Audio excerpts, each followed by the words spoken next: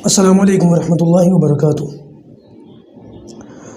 نحمدہ ونصلی علی رسولہ الکریم، اما بعد، اعوذ باللہ من الشیطان الرجیم، بسم اللہ الرحمن الرحیم۔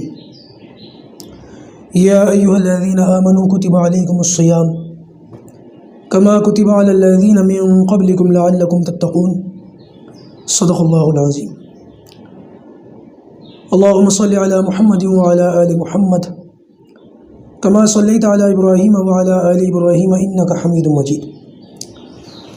اللهم بارك على محمد وعلى آل محمد كما باركت على إبراهيم وعلى آل إبراهيم إنك حميد مجيد۔ امید کرتا ہوں کہ آپ تمام ساتھی خیر و عافیت سے ہوں گے۔ گزشتہ نشست میں رؤیت ہلال یعنی کہ چاند کا دیکھنا اور اس کی گواہی دینا، اس موضوع پر گفتگو ہوئی تھی۔ اس حوالے سے چند ایک پوائنٹس اور باقی ہیں جن کو انشاءاللہ اسی رمضان کورس میں ہم کلیئر کریں گے۔ لیکن ذہن میں اللہ تعالیٰ نے ایک بات یہ ڈالی کہ اب اگلے مہینے تک، یعنی کہ جب عید کا چاند ہوگا تب تک چاند کے مسائل کی بہرحال ہمیں ضرورت نہیں ہے۔ کل پرسوں تک تھی جب تک ہم نے رمضان کا چاند نہیں دیکھا تھا، اس لیے پوائنٹ بھی بنتا تھا کہ اس پر گفتگو کر لی جائے۔ لہٰذا اب فی الحال ہمارے سامنے رمضان کا پورا مہینہ پڑا ہوا ہے اور اس کے اندر اتنے سارے جو ہے وہ اعمال ہیں، روزہ، تراویح، سحری، افطاری، ختم قرآن، اعتکاف، شب قدر، زکوٰۃ کی ادائیگی اور بہت سارے اعمال۔ تو ضرورت یہ محسوس ہوئی کہ فی الحال ان اعمال پر گفتگو کر لی جائے، اور انشاءاللہ عز و جل چاند کی جو رؤیت ہلال چاند کے متعلق بات ہوئی تھی، اس کی جو باتیں چھوٹ گئی ہیں آخری کلاس اس پر کر لیں گے، تاکہ جب عید کا چاند دیکھنے کا موقع ہے تو اس کے تناسب سے بات ہو جائے گی اور بات برابر ہو جائے گی۔ تو آج انشاءاللہ قرآن کی ایک آیت اور آپ صلی اللہ علیہ وسلم کی احادیث مبارکہ سے کچھ حدیثیں میں آپ کے سامنے پڑھ کر سناؤں گا۔ اس سے آپ رمضان کی عظمت کا، اس کے احترام کا اندازہ لگا سکتے ہیں۔ سب سے پہلے تو اللہ تبارک و تعالیٰ نے قرآن مجید کے اندر ارشاد فرمایا، یا ایھا الذین آمنوا، اے ایمان والو، کتب علیکم الصیام، ہم نے تم پر روزے فرض کر دیے، کما کتب علی الذین من قبلکم، یہ روزے تم پر ایسے فرض ہوئے جیسے تم سے پہلے لوگوں پر فرض تھے۔ اور مقصد کیا ہے روزوں کو فرض کرنے کا؟ لعلکم تتقون، تاکہ تم تقوی اختیار کرو، تقوی اختیار کرو۔ اس آیت کے اندر سب سے پہلے تو یہ بتا دیا گیا کہ روزے تمہارے اوپر رکھنے لازمی ہیں، اور پھر اگلے جملے میں یہ تسلی دی گئی کہ تم اکیلے نہیں ہو جو تم پر جس پر روزے فرض کیے گئے ہیں، تم سے پہلے جتنی امتیں گزری ہیں سب پر روزے فرض تھے، سب روزے جو ہے رکھا کرتے تھے۔ لہٰذا سب سے پہلا روزہ کس نے رکھا؟ اگر ہم کتابوں کا مطالعہ کریں تو یہ بات سامنے آتی ہے کہ آدم علیہ السلام نے سب سے پہلے روزہ رکھا۔ بعض روایتوں کے اندر یہ بات ملتی ہے کہ جب آدم علیہ السلام جنت سے نیچے اترے، زمین پر اتارے گئے، تو زمین پر جب اترے تو سورج کی جو الٹرا وائلٹ شعاعیں ہیں، اس کی جو دھوپ ہے، یہ ان کے جسم پر پڑی۔ یہ وہ جسم ہے جس کو اللہ تعالیٰ نے بنایا تھا اور جنت میں پرورش ہوئی ہے۔ دنیا کی جو تکلیفیں اور مشقتیں ہیں اس سے کبھی سابقہ پڑا نہیں۔ پہلی بار ایسا ہوا کہ سورج کی تپش اور دھوپ لگی، جسم کالا پڑ گیا۔ آدم علیہ السلام اپنے جسم کو دیکھ کر روتے تھے، اللہ تعالیٰ کے حضور دعائیں کرتے تھے۔ اللہ تبارک و تعالیٰ نے آدم علیہ السلام کو حکم دیا کہ روزے رکھے۔ آدم علیہ السلام نے جب روزے رکھے، 3 دن کے روزے رکھے، جب پہلے دن کا روزہ رکھا تو آدھا جسم نارمل ہو گیا، جب دوسرے دن کا روزہ رکھا تو 2/3 2 حصے جسم کے جو ہے 2/3 وہ حصہ نارمل ہو گیا، اور جب تیسرا روزہ رکھا تو مکمل جسم آدم علیہ السلام کا وہ نارمل ہو گیا۔ لہٰذا ثواب کے ساتھ ساتھ سائنٹیفکلی اور نہ جانے کون سے اعتبار سے روزے رکھنے کے فائدے ہی فائدے ہیں، بے شمار فائدے۔ لیکن طبی یا سائنٹیفکلی یا دنیاوی جو بھی مفاد اور فائدے ہیں، ہم روزہ اس لیے نہیں رکھیں گے تاکہ ہمیں وہ حاصل ہو جائے، ہم روزہ رکھیں گے صرف اس لیے تاکہ ہمارا اللہ ہم سے راضی ہو جائے، تاکہ ہم تقوی والے بن جائیں، جو روزہ رکھنے کا مقصد بھی اللہ تعالیٰ نے بیان کیا۔ اس سے ایک واقعہ مجھے یاد آیا کہ ایک صاحب میں روزہ رکھتے ہی نہیں تھے، پرسنلی جانتا ہوں انہوں نے۔ چلو ایک تو ہوتا ہے کہ روزہ آدمی روزہ نہیں رکھا، روزہ خور ہے، لیکن کم سے کم کسی کے آئے ہوئے گئے ہوئے کی شرم تو ہوتی ہے۔ اب مجھے تو پتہ نہیں، ہم تو یہی سمجھ رہے ہیں کہ ہر مسلمان روزے سے ہوتا ہے، یہ صاحب بھی روزے سے ہوں گے، اور کوئی بیمار نہیں، کوئی عمر بھی زیادہ نہیں، جوان آدمی، روزے رمضان کا مہینہ، 4-5 سال ہو گئے اس بات کو، اتفاق سے کہ کسی جگہ ملاقات ہو گئی، وہاں بیٹھنا ہو گیا، رمضان کے مہینے تھے، روزے چل رہے تھے، بھائی صاحب نے جیب سے بیڑی نکال کے پینی شروع کر دی سامنے ہی۔ ایک تو روزے کا لحاظ نہیں، دوسرا میں اپنی ذات کی بات نہیں کرتا، لیکن جو منصب اللہ تعالیٰ نے دے رکھا ہے کم سے کم اس منصب کا تو احترام کرو۔ ایک شخص ہے جو منبر رسول پر کھڑا ہوتا ہے، جس کو ہم نائب رسول کہتے ہیں، وارثین انبیاء کہتے ہیں، ان کا بھی خیال نہیں۔ میں نے ٹوک دیا، اب برا لگے تو لگے، میں نے تو ٹوک دیا، میں نے بھائی یہ کیا حرکت کر رہے ہو تم، بیڑی پی رہے ہو، روزہ نہیں ہے تمہارا۔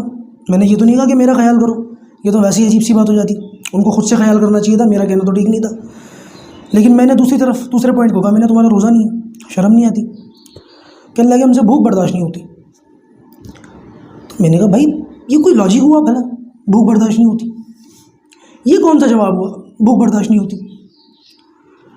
بہرحال اللہ کی شان، اس بات کو تو نظر انداز کر دیا میں نے۔ کچھ ٹائم کے بعد، 1-8 سال کے بعد، وہ میرے پاس آئے اور کہنے لگے کہ میں روزے سے ہوں، زندگی میں کبھی روزہ نہیں رکھا، اس سال روزے سے تھے۔ مجھے بڑی خوشی ہوئی، تسلی ہوئی کہ چلو روزہ رکھ لیا۔ تو خود بتانے لگے، میں نے تو نہیں پوچھا، خود بتانے لگے کہ میں نے روزہ اس لیے رکھا کہ وہ فلاں جگہ میں نے ویڈیو دیکھی تھی روزہ رکھنے کے یہ فائدے یہ فائدے یہ فائدے۔ اور میں نے کہا یا اللہ، اس بندے نے روزہ رکھا بھی تو تیری رضا کے لیے نہیں رکھا، کیوں رکھا؟ صرف اس لیے رکھا کہ اس کے یہ فائدے مل جائیں مجھے، یہ سائنٹیفکلی اور یہ طبی جو فائدے ہیں۔ میں روزہ کیوں رکھا؟ ویسے ہی فاسٹنگ کر لیتے، صبح سے شام تک کچھ ٹائم کے لیے ویسے ہی بھوکے رہ لیتے۔ اب بتائیں اس روزے میں کیا ثواب ملے گا اس کو، یہ کیا اس کی طبیعتوں کے اندر تقویٰ آئے گا؟ یہ حالت ہے۔ اور آج اللہ حفاظت فرمائے، امت مسلمہ کے اندر ایسے بہت سے لوگوں کا برا حال ہے۔ انہی ضرورتوں کو دیکھتے ہوئے ہم جیسے نالائق لوگ آپ کے سامنے بیٹھ جاتے ہیں، آپ کا تھوڑا سا وقت خراب کرتے ہیں اور کچھ سیکھنا سکھانا ہو جاتا ہے۔ آپ کا تو پتہ نہیں، ہمارا ضرور ہو جاتا ہے، اللہ کا فضل ہے۔ تھانوی رحمۃ اللہ علیہ تو بڑے ہیں، وہ اس قسم کی باتیں فرما دیا کرتے تھے، کہتے ہیں کہ جب اپنے اندر کوئی کمی دیکھتا ہوں تو لوگوں کے سامنے اسی پر بیان کر دیتا ہوں، اس پر بیان کرنے کی وجہ سے مجھے خود پر شرم آ جاتی ہے، اور وہ جو کمی میرے اندر آتی ہے میں اس کو پوری کر لیتا ہوں۔ حالانکہ بہت بڑے حکیم الامت ہیں، لیکن آپ دیکھیں کتنی بڑی عاجزانہ انہوں نے گفتگو کی ہے اس مسئلے کے اندر۔ یہی بات ہمارے لیے بھی ہے، ہم سب کے لیے، کسی کو فائدہ ہونا ہو، مجھے ہو رہا ہے، کہنے والا سب سے پہلے محتاج ہے۔ لہٰذا یہ بات ذہن سے نکال دیں کہ اس کا یہ فائدہ ہے، یہ فائدہ، اس لیے روزہ رکھنا نہیں، لعلکم تتقون، تاکہ تم تقوی والے بن جاؤ۔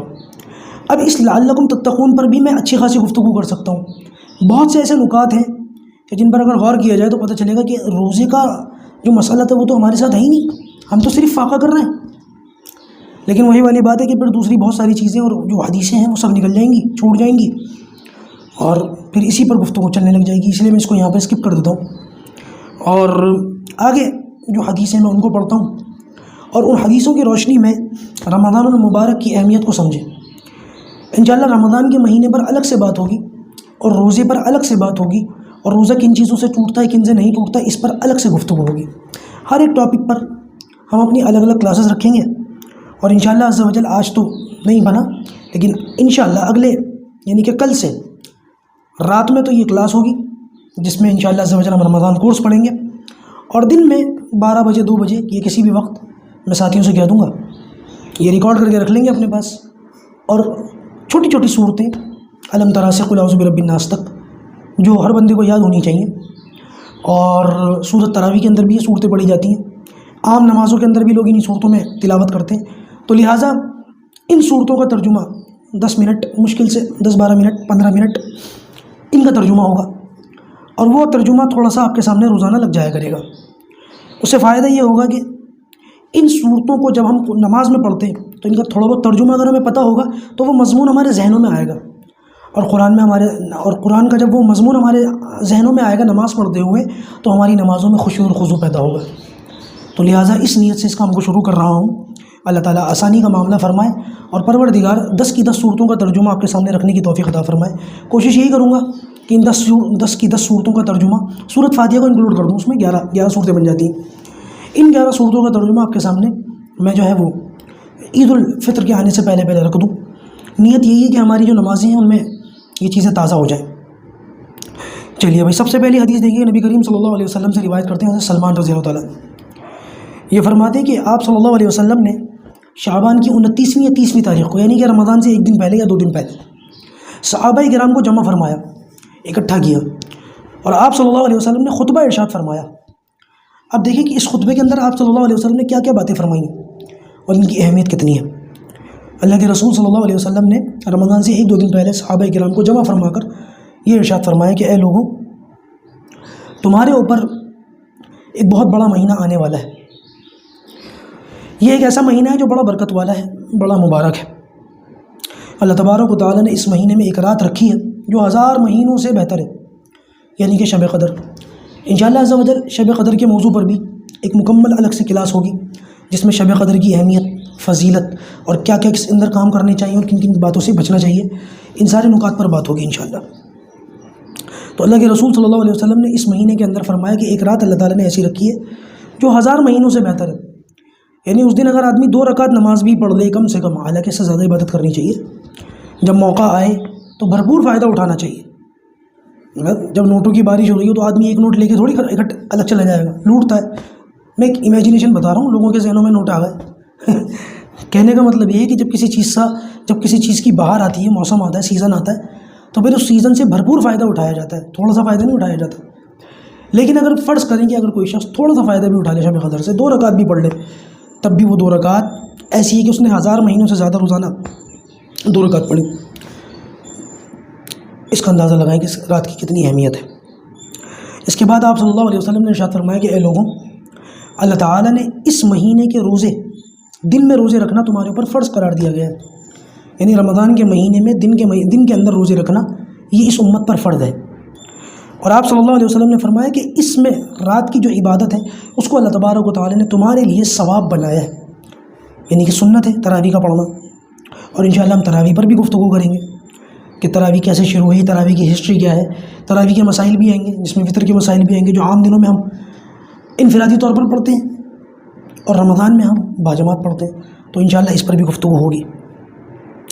اس کے بعد آپ صلی اللہ علیہ وسلم نے فرمایا کہ اس مہینے میں اگر کوئی شخص ایک عمل کرے تو وہ ایک عمل ایسا ہے کہ اس نے یہ عمل گویا عام دنوں میں 70 مرتبہ کیا، یعنی کہ اس کا مطلب یہ تھا اللہ کے رسول کا کہ اس مہینے میں اگر کوئی ایک نماز پڑھتا ہے تو 70 گنا اس کا ثواب بڑھا دیا جاتا ہے۔ ایک دوسری روایت سے بھی اس کی تائید ہوتی ہے کہ جس سے پتہ چلتا ہے کہ اس رات میں نفل عبادت جو ہے وہ فرض کے برابر ہو جاتی ہے، اور فرض عبادت جو ہے وہ 70 فرضوں کے برابر ہو جاتی ہے۔ اس سے آپ اندازہ لگائیں کہ اس کی اہمیت کتنی ہے۔ اس کے بعد اللہ کے رسول صلی اللہ علیہ وسلم نے فرمایا کہ اے لوگوں، یہ مہینہ صبر کا مہینہ ہے اور صبر کا بدلہ جنت ہے۔ یہ مہینہ غمخواری کا مہینہ ہے۔ غمخواری کا مطلب یہ ہے کہ اپنے غریب پڑوسی، غریب دوست احباب، ان کی خبر گیری کی جائے، ان کا خیال رکھا جائے۔ اس کے بعد اللہ کے رسول صلی اللہ علیہ وسلم نے ارشاد فرمایا کہ اے لوگوں، اس مہینے میں اللہ تبارک و تعالیٰ مومن کا رزق بڑھا دیتے ہیں، ایمان والے کا رزق بڑھ جاتا ہے۔ اور اگر کوئی شخص کسی روزے دار کو اس مہینے میں افطار کروائے، یعنی کہ ایک شخص روزے دار ہے اور ہم نے اس روزے دار کو افطاری کا سامان مہیا کر دیا اور ہمارے دیے ہوئے سامان سے اس نے افطار کر لی، تو اس کا فائدہ اللہ کے رسول صلی اللہ علیہ وسلم نے یوں بیان فرمایا کہ اس شخص کو جس نے افطار کروائی ہے اس کو بھی اس روزہ رکھنے والے کے برابر ثواب ملے گا، اور جس نے روزہ رکھا ہے اس کے ثواب میں بھی کوئی کمی نہیں کی جائے گی، یعنی کہ اس کے اندر سے اس کے ثواب میں سے گھٹا کے اس کو دے دیا جائے گا، نہیں، اس کو روزہ رکھنے پر جو ثواب ملا تھا وہ وہیں کا وہیں ہے، اس نے جو افطاری کرائی ہے اس کو بھی اس کے برابر اجر ملے گا، ثواب ملے گا۔ کتنی بڑی سعادت کی بات ہے۔ اس کے بعد صحابہ کرام میں سے کسی نے کہا کہ یا رسول اللہ، ہم میں سے کون اس بات کی استطاعت رکھتا ہے کہ کسی کو ہم افطاری کرائیں؟ دیکھیے نبی کریم صلی اللہ علیہ وسلم کے دور مبارک کے اندر صحابہ کرام کی معیشت کیا تھی ہم سب جانتے ہیں، حالات بہت زیادہ اچھے نہیں تھے فائنینشلی، تو لہٰذا ان کے تو اپنے خود کھانے کے لالے تھے، وہ کیا کسی کی افطاری کرواتے۔ اس پر ان کو اشکال ہوا کہ یا رسول اللہ کس طریقے سے افطاری کروائیں، ہمارا تو اپنا معاملہ یہ نہیں پتہ کہ ہے کہ نہیں ہے۔ تو اس پر اللہ کے رسول صلی اللہ علیہ وسلم نے ارشاد فرمایا کہ بھائی دیکھو، بات یہ ہے کہ اگر کوئی شخص کسی کو ایک کھجور کا دانہ بھی دے دے یا پانی کا ایک گھونٹ بھی پلا دے یا لسی یا دودھ وغیرہ جو ہوتا ہے اگر وہ کسی کو دے دے، دودھ کو دھو کر نکال کر وہ کسی کو دے دے، تو اتنا کرنے پر بھی اس کو افطاری کا وہ جو ثواب ہے اللہ کے رسول نے بیان فرمایا وہ ثواب اس پر بھی مل جائے گا، اس پر بھی وہ اجر ہے۔ اللہ۔ اس کے بعد آپ صلی اللہ علیہ وسلم نے ارشاد فرمایا کہ اس مہینے کے جو 3 عشرے ہیں اس کے بارے میں فرمایا کہ اس کا پہلا عشرہ، پہلا حصہ وہ رحمت ہے، دوسرا یعنی کہ درمیانی حصہ وہ مغفرت ہے، اور آخری یعنی کہ تیسرا حصہ وہ جہنم سے آزادی اور خلاصی ہے۔ اس کے بعد آپ صلی اللہ علیہ وسلم نے فرمایا کہ اس مہینے کے اندر اپنے غلاموں کا بوجھ ہلکا کرو، اور آپ صلی اللہ علیہ وسلم نے فرمایا کہ 4 چیزوں کو مضبوطی سے پکڑ لو، ان میں سے 2 چیزیں ایسی ہیں کہ ان کو کرو گے تو اللہ راضی ہوگا، اور 2 چیزیں تو ایسی ہیں کہ جن کو کرے بغیر کوئی چارہ نہیں ہے، تمہیں کرنا ہی پڑے گا۔ 4 چیزوں کو مضبوط پکڑ لو، جن میں سے 2 تو ایسی ہیں کہ جن کو کرو گے تو اللہ کی رضامندی ملے گی، اور 2 ایسے ہیں کہ جن کو کیے بغیر چارہ نہیں ہے، کرنا ہی پڑے گا۔ وہ 4 اعمال کون سے ہیں؟ سب سے پہلے کلمے کی کثرت، کلمہ طیبہ لا الہ الا اللہ محمد رسول اللہ، اس مہینے میں اس دعا کو اس کلمے کو کثرت سے پڑھنا چاہیے۔ اور دوسرا آپ صلی اللہ علیہ وسلم نے ارشاد فرمایا استغفار کی کثرت، استغفر اللہ استغفر اللہ استغفر اللہ، اتنا بھی کریں گے تو ٹھیک ہے، ورنہ افضل اور بہتر یہ کہ استغفر اللہ ربی من کل ذنب واتوب الیہ۔ انشاءاللہ ذکر کے اوپر بھی ایک الگ سے اس کورس کے اندر ایک وہ رکھیں گے جس میں الگ الگ ذکر و اذکار میں بتاؤں گا، اور ان کی فضیلتیں بتاؤں گا، اور ان کو پڑھنے کا کیا طریقہ اور ان کا فائدہ ہے، ساری چیزیں آپ کے سامنے آئیں گی انشاءاللہ۔ اس کے بعد آپ صلی اللہ علیہ وسلم نے فرمایا وہ 2 چیزیں جن کو کرے بغیر کوئی چارہ نہیں ہے، وہ کون سی ہیں؟ نمبر 1 جنت کی طلب، اور جہنم سے جو ہے وہ نجات پانے کی دعا، جہنم سے پناہ، جہنم کی آگ سے پناہ۔ ایک اور روایت کے اندر ہے آپ صلی اللہ علیہ وسلم نے فرمایا کہ ابو ہریرہ اس کے راوی فرماتے ہیں کہ 5 چیزیں ایسی ہیں جو روزے دار کو اللہ تعالیٰ کی طرف سے انعام کے طور پر دی جاتی ہیں۔ سب سے پہلی چیز جو روزے دار کو ملتی ہے وہ اس کے منہ کی بو اللہ تعالیٰ کو بہت پسند ہے، مشک سے زیادہ پسند ہے۔ دوسرے نمبر پر آپ صلی اللہ علیہ وسلم نے ارشاد فرمایا کہ سمندر کی مچھلیاں بھی اس روزے دار کے لیے دعا کرتی ہیں، حتیٰ کہ افطار کے وقت تک دعائیں کرتی رہتی ہیں۔ تیسرے نمبر پر فرمایا کہ اس شخص کے لیے اللہ تبارک و تعالیٰ جنت کو روزانہ آراستہ کرتے ہیں، سجاتے ہیں، جنت کو روزانہ اس کے لیے سجایا جاتا ہے۔ اور چوتھا فائدہ یہ ہے کہ شیاطین کو اس مہینے میں قید کر دیا جاتا ہے، جکڑ کر ان کو تہخانوں میں، قید خانوں میں ڈال دیا جاتا ہے۔ اور پھر یہ فرمایا کہ اس مہینے کی آخری رات میں اللہ تبارک و تعالیٰ بخشش فرماتے ہیں، جو اللہ تعالیٰ کو راضی کر لیتے ہیں اس مہینے کے اندر اعمال کر کے، اللہ تعالیٰ ان کی کیا کرتے ہیں بھائی؟ بخشش فرما دیتے ہیں۔ تو یہ 5 اعمال ہیں۔ نمبر 1 منہ کی جو بو ہے، اس کے تعلق سے یہ بات یاد رکھیں کہ منہ کی بو سے مراد وہ بو نہیں ہے کہ آدمی زبردستی روزے رکھنے کے بعد جو ہے وہ مسواک نہ کرے اور دانتوں میں سے اسمیل آنے لگے اور منہ سڑ رہا ہے اور بندہ خوش ہو رہا ہے کہ اللہ تعالیٰ کو مشک سے زیادہ پسند ہے، یہ مطلب نہیں ہے۔ علماء نے اس کے 3 مطلب بیان کیے ہیں۔ ایک مطلب تو علماء نے یہ بیان کیا ہے کہ مشک سے زیادہ پسندیدہ یہ ہے کہ اس کا مطلب یہ کہ اللہ تعالیٰ اس کا اجر آخرت میں جو ہے وہ خوشبو کے ہدیے دینے کی شکل میں کریں گے، کہ خوشبوئیں دی جائیں گی اللہ تعالیٰ کی طرف سے، خوشبودار مکان ہو، خوشبودار جنت ہو، واللہ اعلم۔ دوسرا مطلب یہ بیان کیا گیا کہ ایسا شخص جو اس طریقے سے روزہ رکھتا ہے، جب یہ قیامت کے دن اپنی قبر سے اٹھے گا تو اس کے منہ سے خوشبو آ رہی ہوگی مشک کی۔ اور تیسرا مطلب جو سب سے زیادہ پسندیدہ ہے وہ یہ ہے کہ جب کوئی شخص روزہ رکھتا ہے اور روزہ رکھنے کی وجہ سے دوپہر تک، شام کو 3-4 بجے تک کا جو وقت ہے، اس کے پیٹ میں جب پیٹ خالی ہو جاتا ہے تو اس کے پیٹ میں سے ایک عجیب طریقے کی جو ہے وہ اسمیل نکلتی ہے، اور پھر وہ منہ کے ذریعے سے باہر آتی ہے، اس کا ذکر ہو رہا ہے کہ اللہ تعالیٰ کو وہ بہت پسند ہے۔ عام طور سے دیکھا یہ گیا ہے کہ جب بہت سے روزے دار روزہ رکھ لیتے ہیں اور وہ مسواک کرنا چاہتے ہیں تو کچھ لوگ ان کو منع کر دیتے ہیں، بھائی مت کرو، یہ تو اللہ تعالیٰ کو بہت پسند ہے۔ بھائی یہ مطلب نہیں ہے اس کا۔ حنفیہ کے نزدیک مسواک ہر وقت بہتر اور افضل ہے۔ وہ موسیٰ علیہ السلام کا جو واقعہ ہے نا، 30 دن روزے رکھ کے مسواک کر کے چلے گئے، وہ ان کی خصوصیت تھی، ان کا ایک علیحدہ معاملہ تھا۔ اور بہت سے علماء تو یہ کہتے ہیں کہ خصوصیت نہیں بلکہ وہ وہی بو تھی جو پیٹ میں سے نکل رہی تھی، وہ دانتوں والی بو نہیں۔ تو جان بوجھ کے منہ سڑانے کی ضرورت نہیں ہے خدا کے واسطے، کہ کوئی پاس بیٹھنا بھی پسند نہ کرے۔ مسواک وغیرہ کرتے رہیے، روزے کی حالت میں مسواک کر سکتے ہیں، ٹوٹ پیسٹ نہیں کر سکتے، منجن نہیں کر سکتے، گل وغیرہ نہیں کر سکتے۔ کبھی آپ لوگ مسواک پر قیاس کر کے ان چیزوں کو بھی اپنے لیے جائز سمجھ لیں، بھئی یہ بات یاد رکھیں، مسواک کی اجازت ہے اور باقی دنیا کی جو الٹی سیدھی چیزیں ان کی بہرحال اجازت نہیں ہے۔ ایک اور حدیث سن لیں، اس کے بعد پھر بات ختم کرتے ہیں۔ حضرت کعب بن عجرہ رضی اللہ تعالیٰ عنہ فرماتے ہیں کہ ایک موقع پر نبی کریم صلی اللہ علیہ وسلم ممبر پر تشریف فرما ہوئے خطبہ دینے کے لیے۔ اللہ کے رسول صلی اللہ علیہ وسلم کی عادت مبارکہ یہ تھی کہ وہ ممبر کے جو 3 درجے ہوتے ہیں، 3 سیڑھیاں ہوتی ہیں، آپ صلی اللہ علیہ وسلم سب سے اوپر والے درجے پر تشریف فرما ہوا کرتے تھے، کھڑے ہوا کرتے تھے۔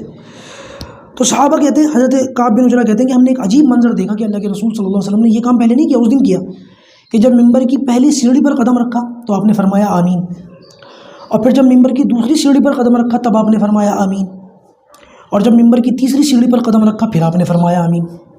صحابہ کرام نے یہ آمین سنے 3 مرتبہ اللہ کے رسول کی زبان مبارک سے۔ خطبہ وغیرہ ہوا، نماز ہوئی، نماز سے فارغ ہوئے تو کسی نے کہا کہ یا رسول اللہ، آج ہم نے وہ بات دیکھی جو آج سے پہلے کبھی نہیں دیکھی۔ آپ جب ممبر کی پہلی سیڑھی پر چڑھے تو آپ نے فرمایا آمین، دوسری سیڑھی پر جب آپ نے قدم مبارک رکھا تب آپ نے فرمایا آمین، اور تیسری سیڑھی پر جب آپ نے قدم مبارک رکھا تب بھی آپ نے فرمایا آمین۔ کیا وجہ ہے اس کی؟ کیوں کیا آپ نے؟ صحابہ کرام تو آپ صلی اللہ علیہ وسلم کی ہر چھوٹی چھوٹی بات پر جو ہے مر مٹنے والے تھے۔ سیرت کے اندر ہم نے پڑھا نا کہ اللہ کے رسول جب وضو فرماتے تھے تو جیسے اللہ کے رسول نے چہرہ دھویا تو آپ صلی اللہ علیہ وسلم کے چہرے سے اور داڑھی سے جب پانی ٹپکتا تھا صحابہ کرام وہ پانی نیچے نہیں گرنے دیتے تھے، آخری بوند بھی زمین پر نہیں گرتی تھی، دوڑتے تھے کہ وہ پانی ہمیں مل جائے اور اس پانی کو لے کر کے اپنے ہاتھوں پر ملتے تھے، اپنے چہرے پر لگا لیا کرتے تھے۔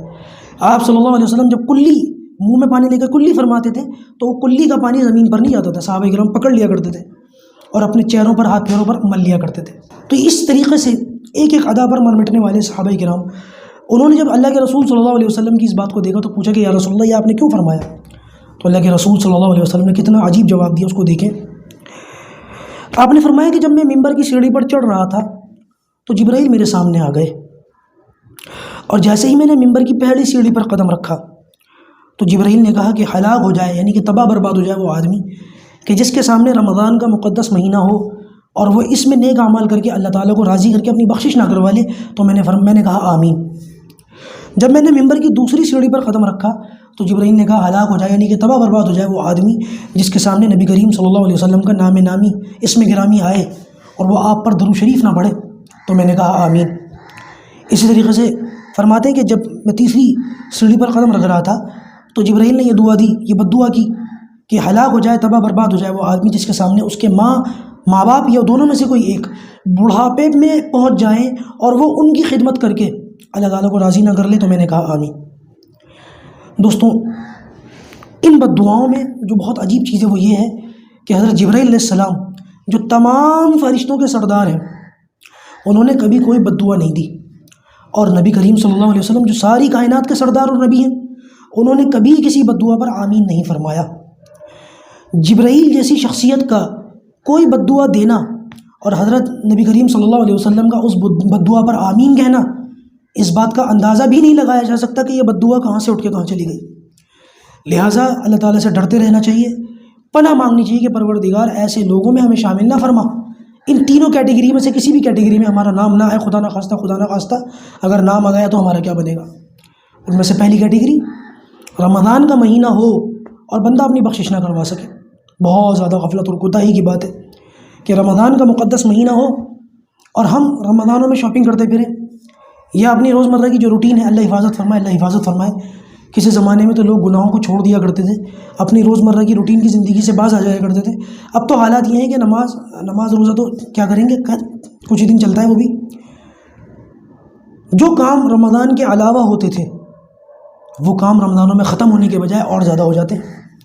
عام دنوں میں جو گناہ عام دنوں میں ہوتے تھے رمضان میں وہ گناہ زیادہ ہو جاتے ہیں، بڑھ جاتے ہیں، جبکہ نفس کمزور ہو چکا ہے، شیطان قید ہو چکا ہے، اس کے باوجود یہ عالم ہے۔ مسجدوں میں جھگڑے، لیکن مسجدوں میں کیسے جھگڑے ہوتے ہیں؟ ہمیں تو عادت پڑی ہے نا، مسجد سے منسلک ہے، مسجد سے ہمارا تعلق ہے، وابستگی ہے، ایسی باتوں پر لوگ جھگڑتے ہیں۔ اللہ حفاظت فرمائے، اللہ حفاظت فرمائے۔ بیچارہ امام تو اس کی طبیعت خراب ہو جائے، بیچارہ قسمت کا مارا امام طبیعت خراب ہو گئی اور کسی وجہ سے 1 منٹ نماز لیٹ ہو جائے پڑھانے میں، ان کو مصلی تک پہنچنے میں، پھر دیکھیں کیسے طوفان بدتمیزی ہوتی ہے۔ یہ مہذب قوم، مسلمان قوم، تقریباً سب جگہ یہ حالت، شہر میں دیکھ لیں، دیہات میں دیکھ لیں، سب جگہ یہ معاملہ ہے۔ وضو خانے میں اگر پانی ختم ہو جائے، کسی وجہ سے پانی بھرنے سے رہ گیا، پھر جھگڑے اور بدتمیزیاں۔